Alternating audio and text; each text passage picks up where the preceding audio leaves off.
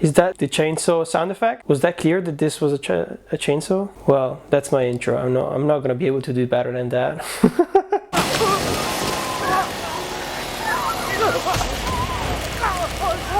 Now that's a lot of damage!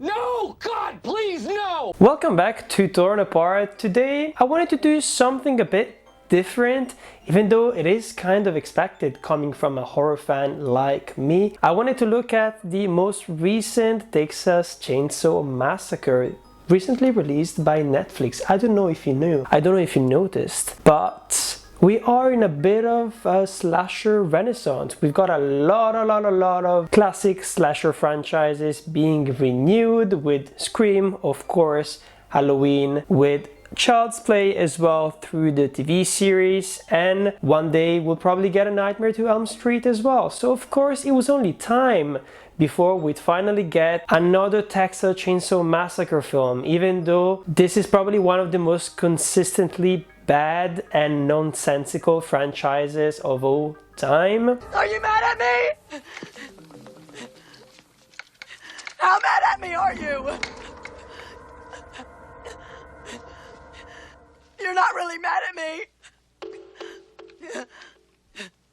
Personally, I don't think I've ever enjoyed a Texas Chainsaw Massacre movie besides the first one. The first one is a masterpiece. You should probably watch it, because even if you're not a horror fan, there are so many incredible things being done by Tobe Hooper in that film. I decided to wait a bit so that the waters would calm down a little bit, so that people would stop doing their first reactions to the new Texas Chainsaw Massacre movie, calling it completely disgusting, completely unnecessary, a complete copy of David Gordon Green's Halloween, so that people would calm the fuck down and realize that it's a slasher movie, and this one here was obviously made just to be fun. Fun, fun, fun, fun, fun, fun, fun, fun, fun! I'm saying that because it's incredibly short. I gave it actually 4-star review, which is incredibly high, but my expectations were so incredibly low, especially coming as a Netflix production itself. The fact that there was no interesting name associated with it, whether it was from an acting perspective, whether it was from the cinematography, the sound design itself, or even the directing, there was nothing that basically signaled me that this film could be good. And this is why I'm like, I had a good time. It was short, it was incredibly gory and violent and to the point, and at the end of the day I had fun, just because I think that the Texas Chainsaw Massacre mythology is not that important. The final girl of that film, she just basically appears in that film, if I'm not mistaken, and at the end of the day it's not the same thing as a Laurie Strode, and at the end of the day it's not the same thing as Sydney from Scream. And for me it wasn't really a problem, for example, that the main character from the first movie came back as an old woman to deal with Leatherface, to finally get her revenge, only for her, spoiler alert, to be killed and slaughtered in like not even 5 minutes of screen time. I didn't mind that, to be honest. My name is Sally Hardesty. You killed my father. Prepare to...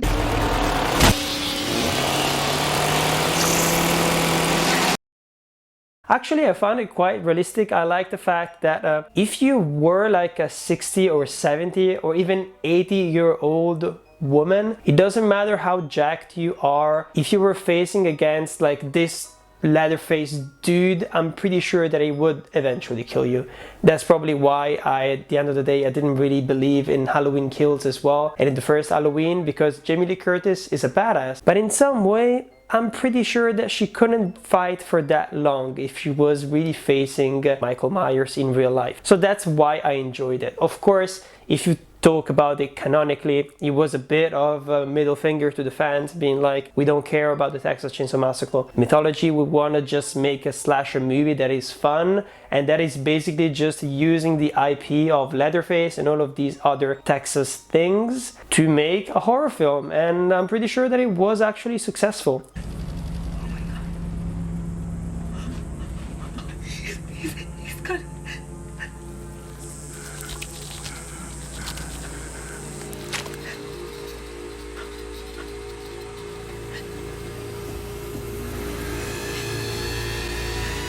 That was awesome!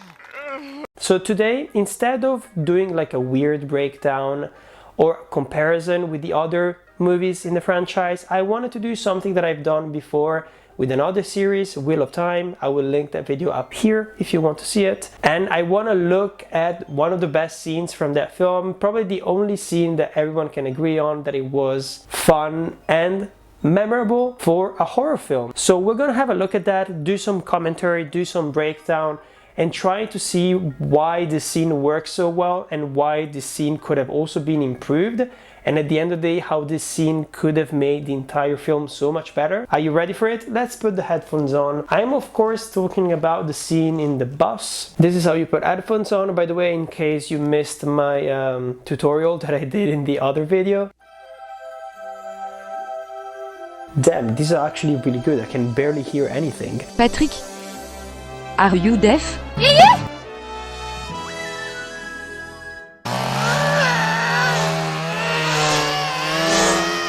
I of course skipped the whole part where they try to escape with the bus. First of all, one thing that I really like about the scene here is that it allows us to have a different kind of look at the Texas Chainsaw Massacre way of killing people. It's way more modern because of the neon lighting and stuff like that. And I think it makes him, Leatherface, look even more scary.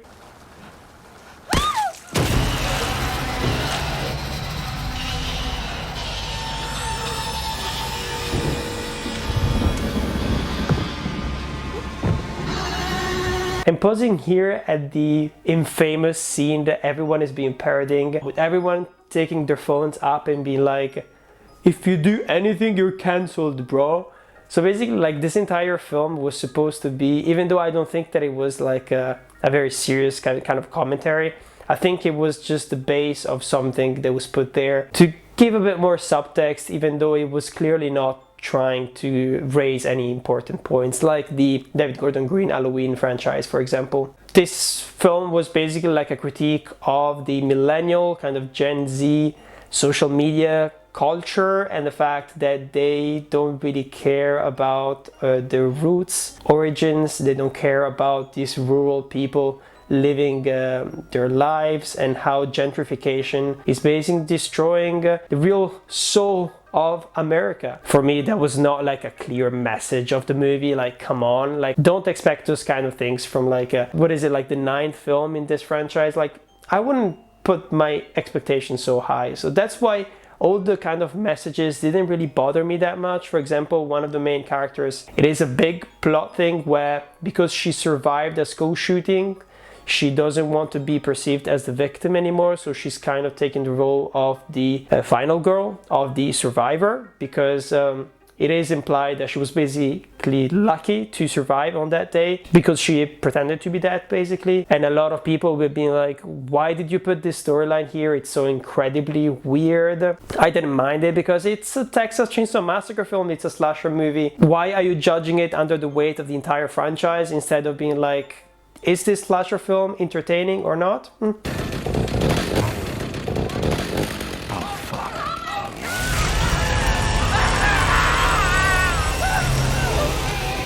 Of course, I like the idea of... And here the slaughter actually begins. And all the doors are blocked. And everyone is trying to escape, but of course they can't escape towards the killer because he's got a chainsaw. Everyone is trying to make videos once again, but it's literally you and your phone against Leatherface and a chainsaw in a really small place. Come on, you're not gonna be surviving that.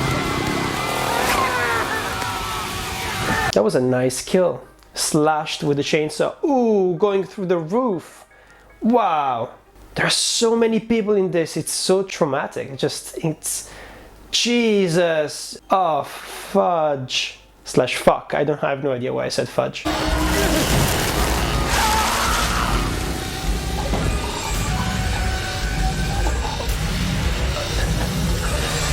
Are we having fun yet? Oh yeah, getting rid of that leg, who cares? We don't need that extra leg over there. I'm surprised that she's not getting like walked over because everyone is just trying to escape so badly, you know? Oh, this is the moment where she gets a flashback from from the school shooting. Time slowed down, of course, because otherwise she wouldn't have the time to do that. They're the only people who actually think about going to the bathroom. Okay, fair enough. While everyone else it just keeps like banging on the doors.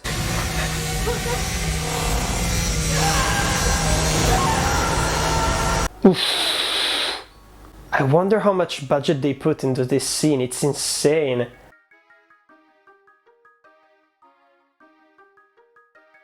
I love this scene as well, with all the hands going on the, and of course the blood like coming under the door as the two people are kind of like hiding in the toilet.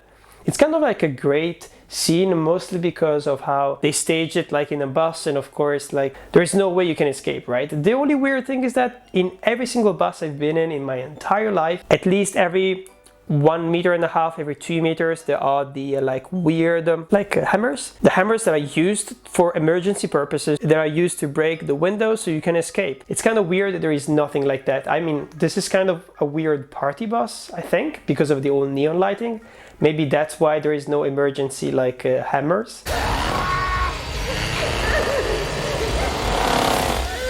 Oh, guy who lost his arm. Jesus.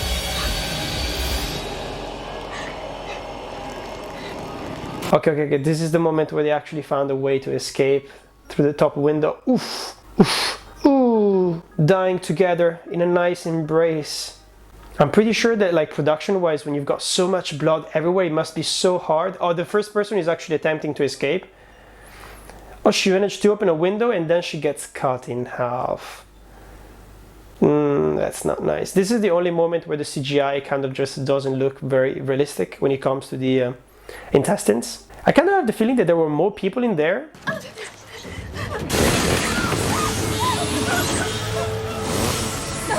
Oh, here he's kind of doing like a shining. Instead of doing it with the axe, he's doing it with the chainsaw. Trying to open a nice little window so you can look through and be like, are you the two people I want to kill? Wait. He's actually really clever trying to open the door like that. That's actually something I want to comment on, because that's a big thing that people have been blaming on this film, that Leatherface is kind of way too clever, and he kind of resembles Michael Myers a bit too much. Okay, they finally managed to escape the bus, and this is basically the end of the scene that I wanted to look at. First of all, I love when they create this kind of huge like action sequences in small places. That's why I love Evil Dead 1, 2 and 3 as well, and also the remake, just because like they tend to take place in these very small confined places. They try to use every single possible tool production wise to further the story, and that's why I just really enjoy it when there are these really complex murder scenes and how they probably had to stage it like so perfectly. There are a couple of things, of course. You could blame the panic when it comes to people acting a bit stupid, and it's the only thing that they try to do is like bang at the windows, and they do that for like 2 or 3 minutes straight. I mean, it would be really hard to actually be clever in those kind of situations. I'm pretty sure that some people would go into survival instinct and take advantage of the fact that he was killing, for example, someone with a chainsaw, to run like behind him or run past him, away from him, and just one person does it and he kind of reacts really quickly and like kind of answers my own question. But at the same time, I'm like, I feel like if more people attempted that, they would have escaped. There are a lot of people who could have escaped from this scene here, and that's one of the only critiques that I have when it comes to it, because at the end of the day I really love all the blue tones packed with the blood itself as well, and the fact that it's raining outside, and I think cinematography wise it's quite interesting, despite like a couple few shots where the CGI kind of looked a bit meh. I think like the whole scene looked very impressive if you like gory scenes and if you like slasher movies as well. Now, if we want to criticize it a bit, because I feel like this is a really important scene, and after this scene here the movie enters its final act where Leatherface has to try and kill the two main characters, right? And my problem with this is that I feel like if people escaped from this bus scene here, they could have hidden in the town itself. And in my critique, for example, for the film, I would have been like, wouldn't it have been much more interesting if the final act was a couple of people from the bus that we got to know from the previous scenes